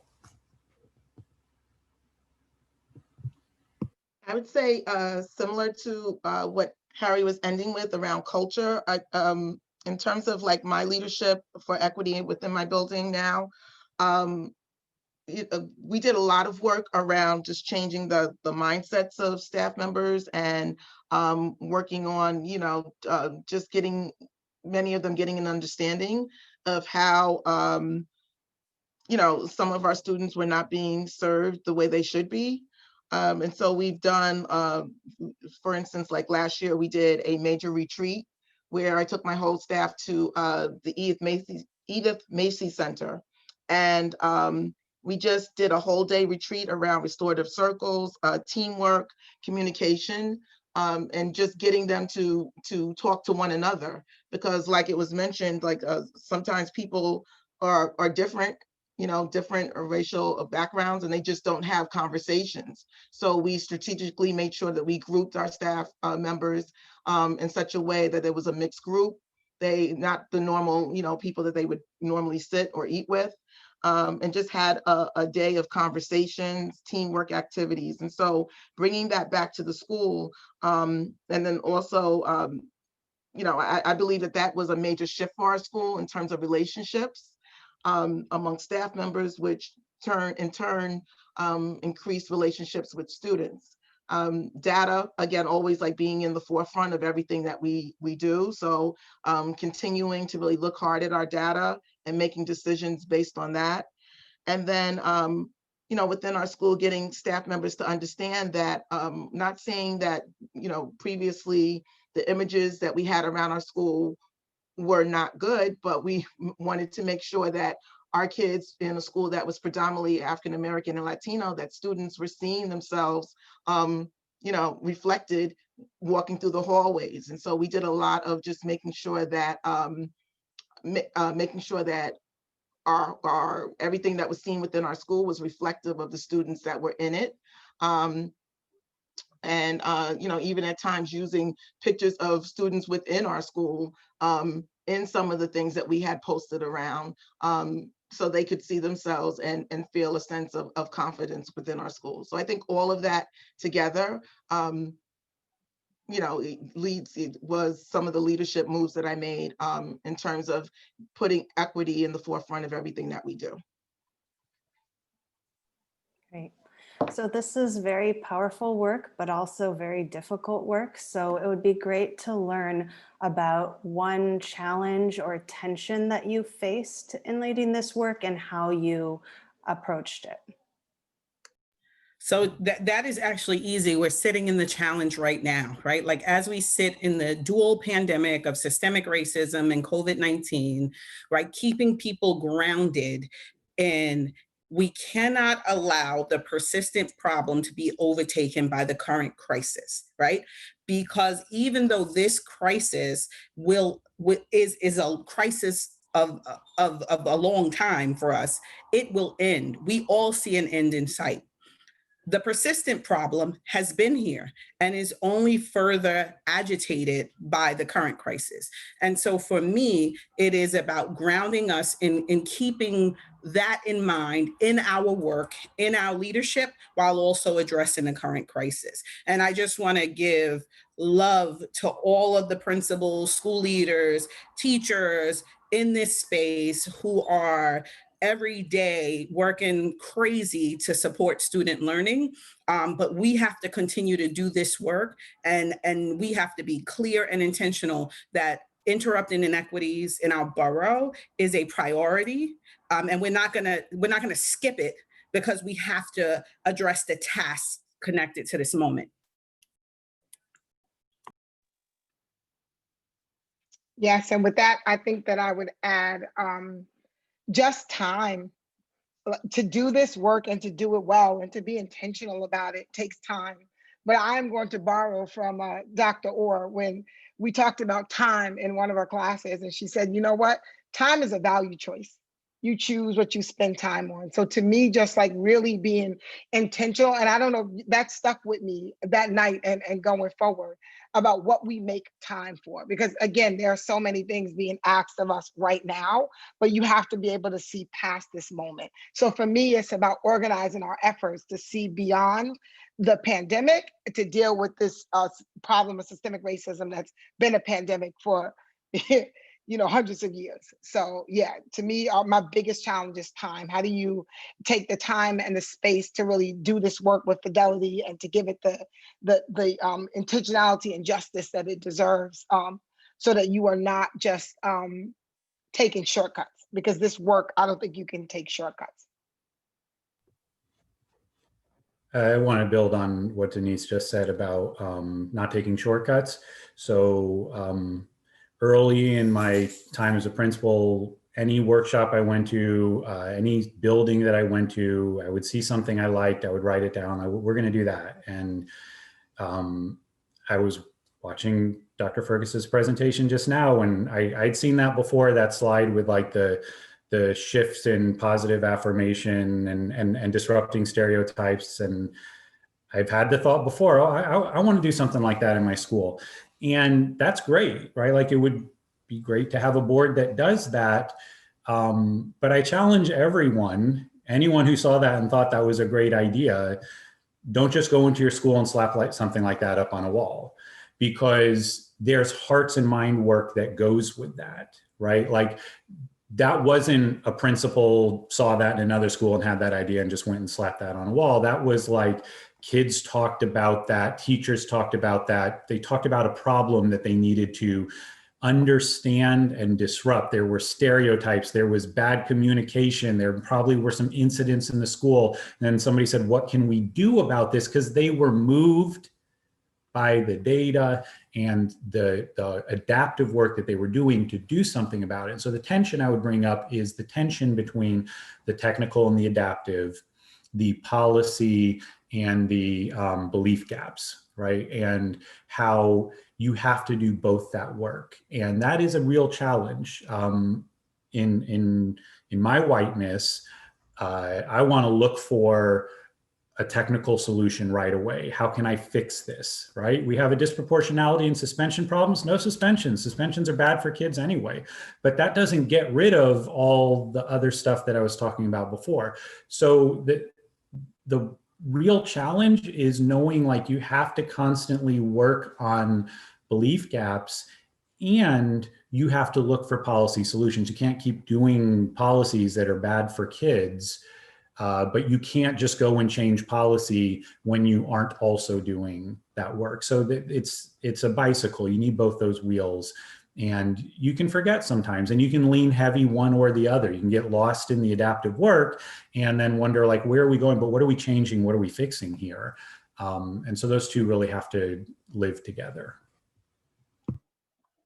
And I would say for me, one of the challenges was around just getting staff to understand the urgency of what it was that we, why we needed to focus on our equity work. And then, as I mentioned before, like getting them to also understand that some of the things that we were doing previously, they looked like they were working, but they needed to be reformed. So like, just bringing it back again to data and understanding like why, here's the proof is here that it's not working. So we need to really look at our systems.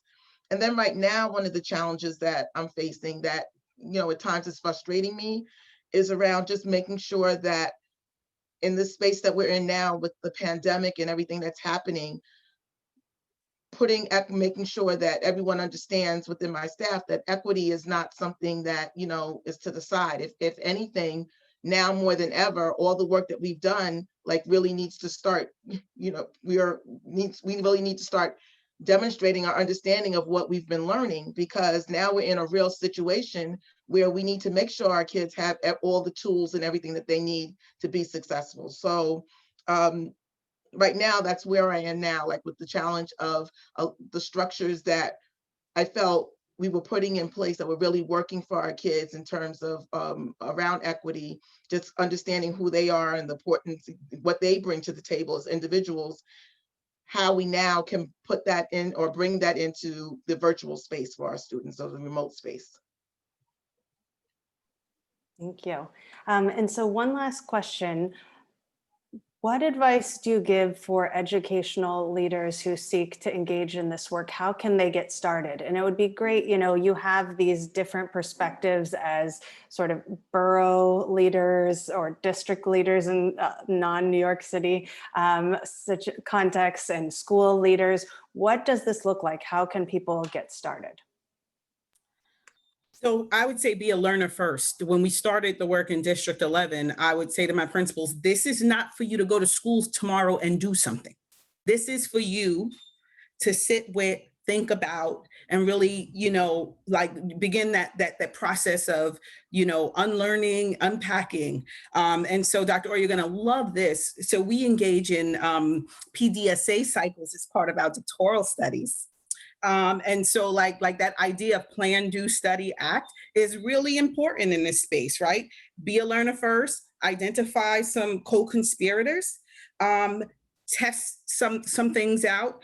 But that is the most important part, because if you jump to action, it will feel disingenuous.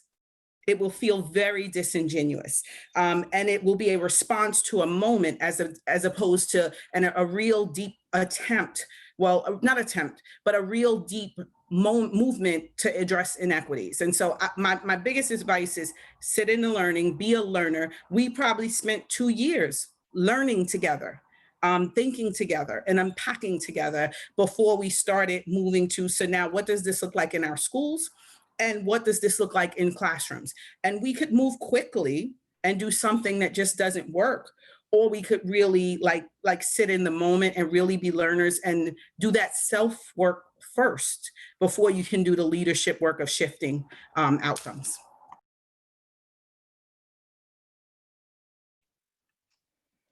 Yeah, I don't mean to do a shameless plug, but this is where you start.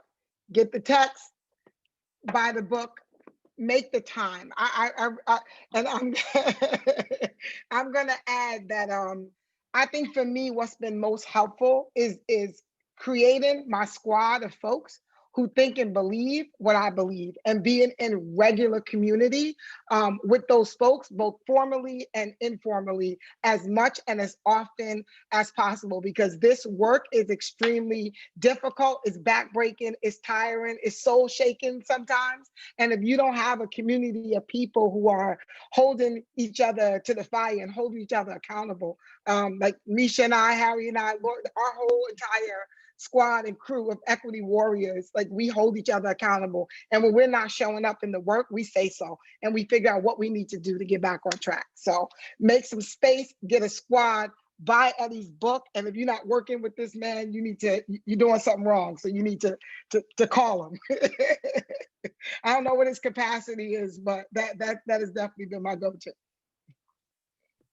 So very, very similar to what Denise was just saying, but I want to answer, I know you go first and then I'm like what she said, but also I want to say it really specifically from the perspective as a white person.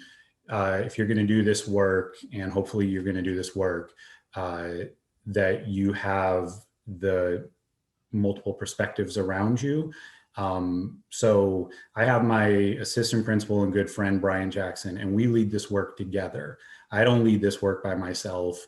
We lead this work together. And most of the work that happens is the work that we do on ourselves as we work together. As Denise and Misha, we're both just talking about when you have your people around you, but critical for me, the amount of blind spots that I have been continuously exposed to, specifically because of that relationship, because I can speak my truth and I can say the things that I wouldn't say in other places, and I can be real and be safe.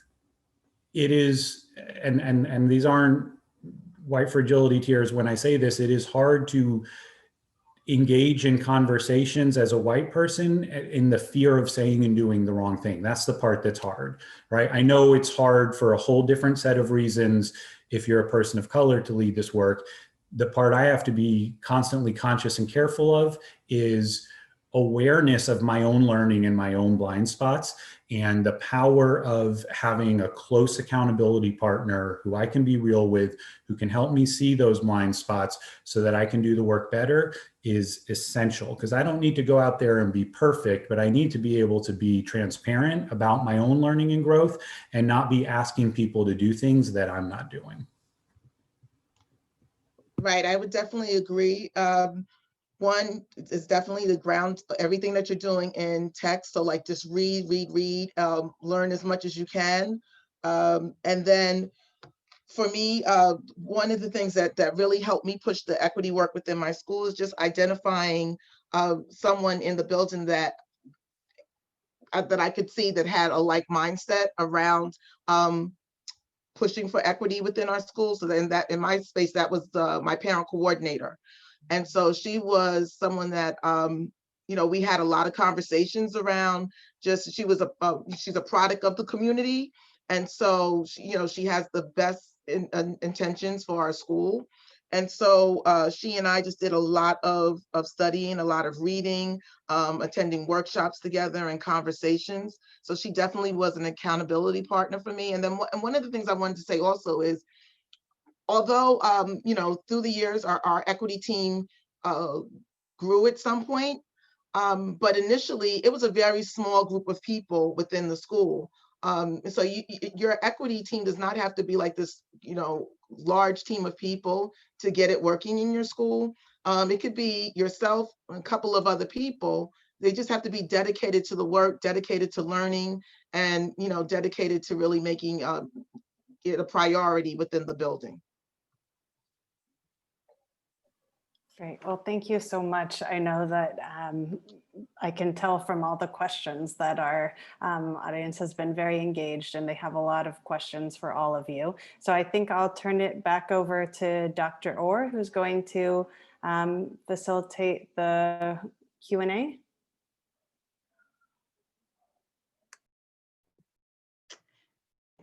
Thank you, Dr. Stosich, and thank you very much to the panelists.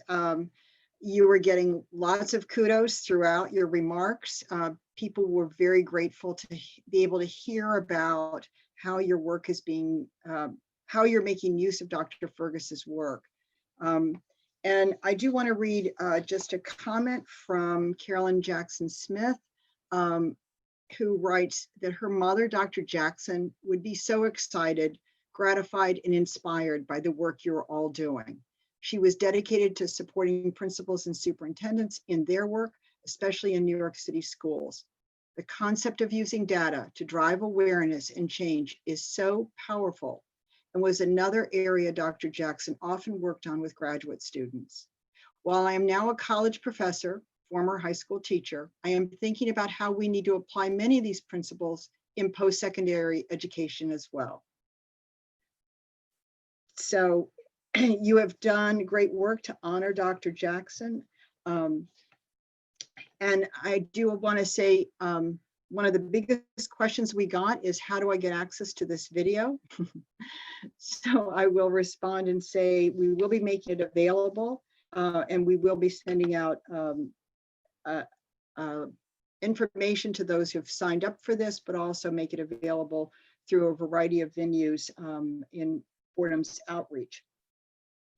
I'm going to take a few of the questions, and several of them, as you can imagine, go straight to Dr. Fergus.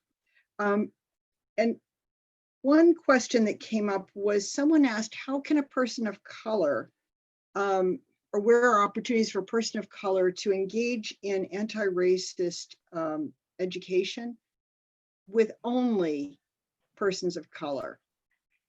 And what are your thoughts about that? Well, so in terms of sort of folks of color, well, so part of there's I mentioned earlier there's a school climate survey that has a whole bunch of scales that I developed in partnership with Russell Skiva back in 2009, and in collecting a lot of data in terms of these types of bias beliefs that live within the context of schools. And one of the analysis that I did and wrote about is this looking at those who identify as who are white identifying, those who are Black identifying, those who are Latinx identifying in this data set. And what was interesting was that like in terms of some of the scales, like the color blindness scale and deficit thinking scale, it actually, you know, the analysis of variance actually saw no difference that in terms of the presence of these beliefs, right? Which, so I had to take a step back and really think about that, recognizing that we all drank the same Kool-Aid, or we all had the same bottle of Tang was put into our shopping cart around color blindness and deficit thinking, right? Or kombucha, whatever you drink, right? And so that stuff was put into our shopping cart. So for us to sort of manifest the idea that there's something distinct about sort of communities of color, particularly Black, Indigenous folks of color, and that there is a minimal sort of presence of some of this stuff, I think is erroneous for us to reconcile.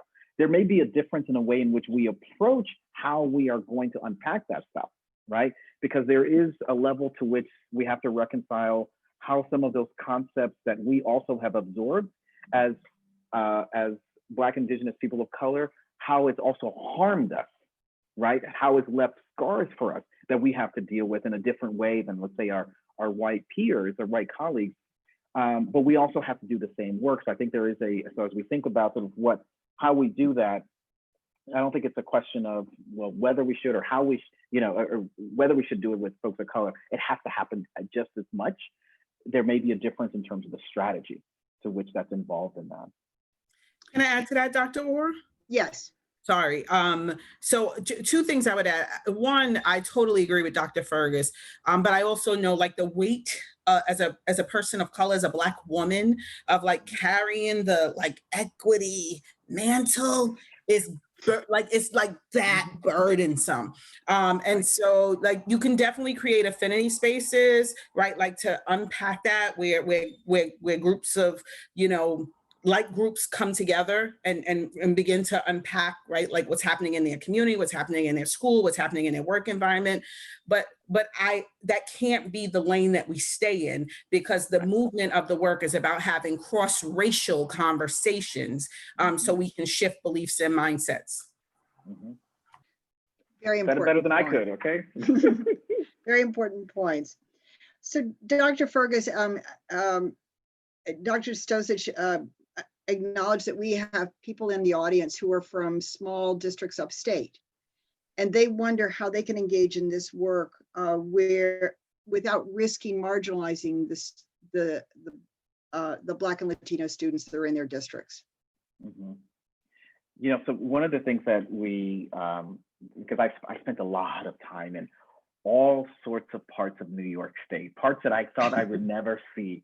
I was all the way up to the furthest I got was 30 miles from the Canadian border.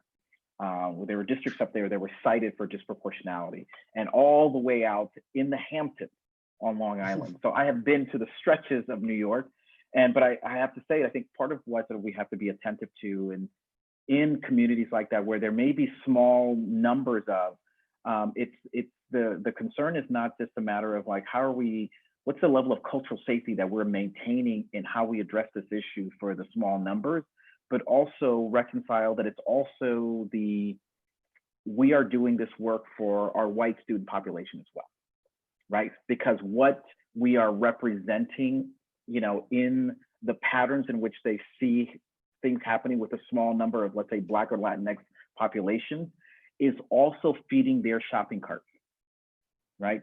They're gaining insight and understandings about populations that may be different from them, from how we as adults are placing them within our system and putting them on particular trajectories, of whether being overly suspended or moving them into special education or putting them in some of the most restrictive parts of sort of settings within special education, right? So the attention is not only sort of how we take care of sort of the cultural safety that's bound to our racial ethnic minority student population, but also being mindful of that this is also work in terms of the shopping carts that we're, you know, putting into our white kids in those same communities. I think that's particularly important because they have less contact. It's even more critical. This is now for the two principals, for Harry and Lori. One audience member wanted to know what data you use to help make your shifts. You keep referring to powerful data, and what data do you find that is very useful in that regard? Lori, you want to go first? So for us, for our response to intervention, we really just looked at our forms, and we, you know, tallied up. We looked at, we just kind of like dug into the weeds and laid everything out. We looked at who the students were, you know, and kind of just did it the old-fashioned way by just like counting and coming up with the data based on just looking at our forms and from past years and figuring out who the students were that were being referred. Wonderful. And Harry? So there's the lot of the same. We have some quantitative data, and we look at outcomes, something like suspension rates. In Dr. Fergus's book, there are a lot of formulas about how you calculate that disproportionality. And then once you get the hang of it, you can do that. But there's also the process data where Lori was talking about, Principal Baker was talking about the forms and how, you know, we looked at our referral forms, and we looked at some forms that had been filled out, and we could see like belief gaps in those forms. So a form that talks about the body language of a student, a form that uses language that's sort of exaggerated, like instead of describing low inference what a student was doing, it's salacious language about she threw a tantrum, confronted me. Well, what does confronted mean? How did she do that? And I just want to give a really quick example of the power of this data. There was a student who was removed for being disrespectful. It was a Black girl. And I was just looking at the trailer for the movie Push Out, based on the book about the discipline of Black girls. And basically what this removal ended up coming down to, when I went and questioned the teacher about it, was the student didn't answer the teacher. And when the teacher persisted in trying to get an answer out of the student rolled her eyes. And that got the student put out of the room. Right. So that's when you like drill down and follow the rabbit hole and get to the form and get to the write-up and then follow it back to the teacher. There's some really powerful data there that's hidden in the number. Like there's a serious belief gap in that incident, and that's where the process data is really powerful. And just to add to like our uncovering of some things as well.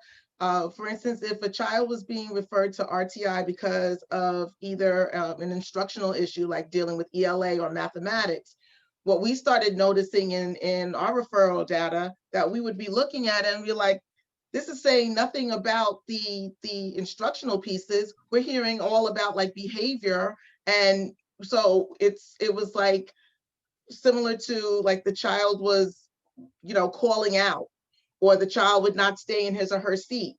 And so it led us to see that, there was a lot of work that we needed to do around, I guess expectations in terms of teachers and what they thought a well-behaved student looked like in a classroom, and how they were in some places interpreting that and tacking that on to the academic, which really wasn't being highlighted in the referral form the way it should have been.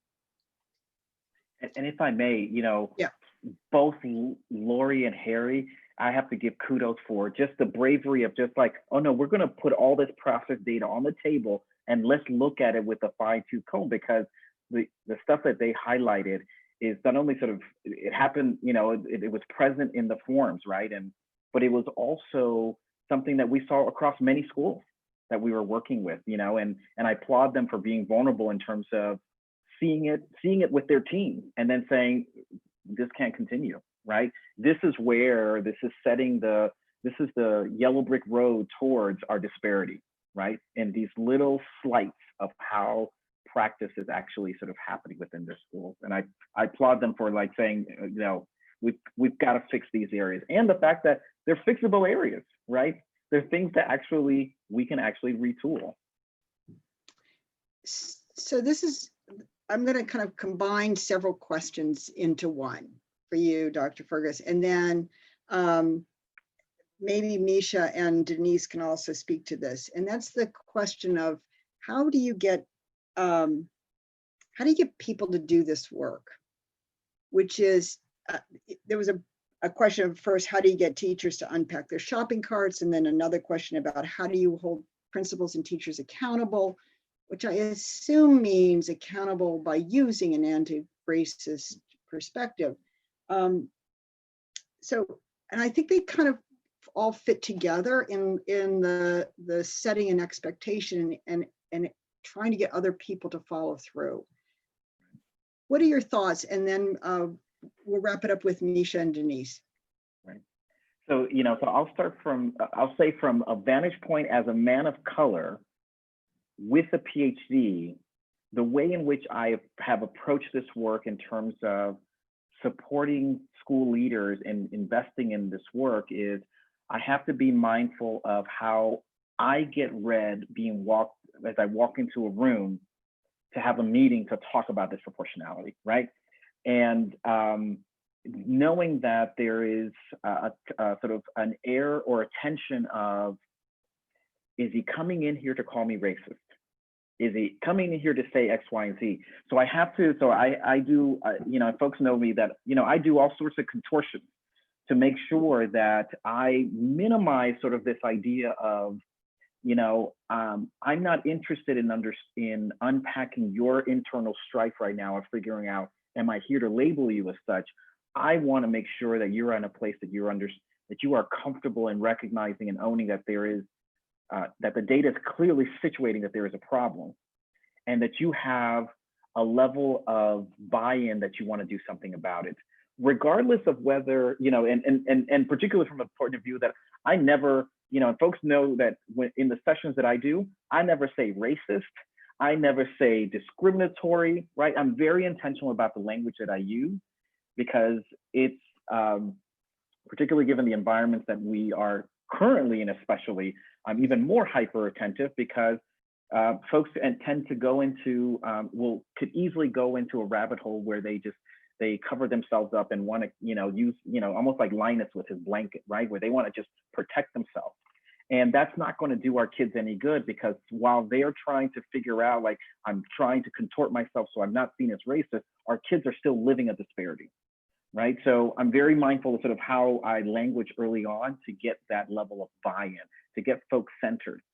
And some of that involves, like, you know, and folks know that work with me, like we talk about the contract in terms of what they're going to mean for us we're going to have space to speak our truth, but also respecting the truth that others are bringing to the table, right? Which means that you've got to be in a space of like Vygotsky talks about zone of proximal development, right? We all got growth to do, and it's going to be okay for us to be in that learner space and be uncomfortable. Like, wait a second, I'm a leader and I don't know something. That's you know, how can that exist, right? And so I'm mindful of sort of those set of tensions showing up in getting folks to buy in. And then the last thing I'll mention that, you know, some of this work, or a lot of this work that I get to do, I'm brought into school district because somebody told them there's a problem, and that somebody tends to be a state education department, right? Or the Department of Justice, or the Office of Civil Rights, right? So there is always sort of that's another dynamic that also feeds the manner in which I get brought in, but I employ those other strategies to try to help them reconcile that it's not about, you know, who's telling you got a problem and you got to fix it, because at the end of the day, you have to develop the level of buy-in to know that you have an opportunity to actually manifest, you know, that which, you know, the lawyers that argue the case in Brown versus Board made the argument that we have an opportunity here to rectify the 400 years of ongoing caste system that we have carried in this country. And that's what I try to sort of, as much as possible, inspire leaders to want to continue and do this work. Wonderful. Denise, do you want to go next, and then we'll end with Misha? Yeah, sure. So I think one of the things that I would say is there's always, I mean, I have to believe this to wake up every day and do this work. There are always people who are in your space who want to do this work. You have to find them. There are people who are bred for this work. There are those teachers who may not have the technical language or the skill, but you know that they believe and see something different, and you know that they recognize a problem. So for me, it's like, how do you find those people and start small and start to build those practices and build these systems with that group of people?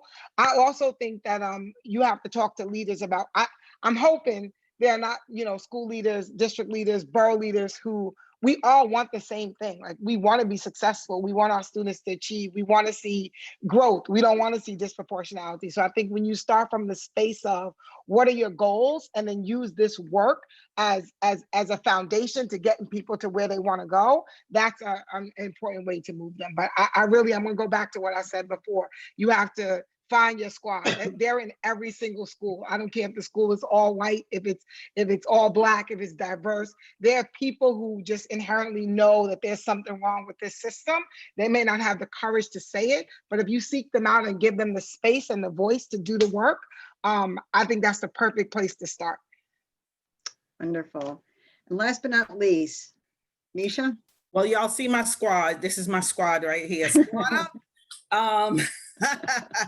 But I would say there are two things. You have to prioritize this work and be clear about your sphere of influence. And so, you know, anybody who knows me, anybody who knows my work, is going to know that, like, I center all I do and all I believe in equity. I walk in it, I speak in it, I challenge people around it. Like that is, you know, that like it's almost, it's not a joke, but it's almost a joke, because if people interview with me, they're going to bring up their equity lens because that's what they've heard about me, right? And so like whether it's sharp or not, like I appreciate the acknowledgement of knowing like what I'm looking for in leadership. I also say if you work in the Bronx, this is your work. Because that's my sphere of influence, right? And so my direct sphere of influence is superintendents, and through superintendents, principal leadership. And so that is where I have the greatest impact.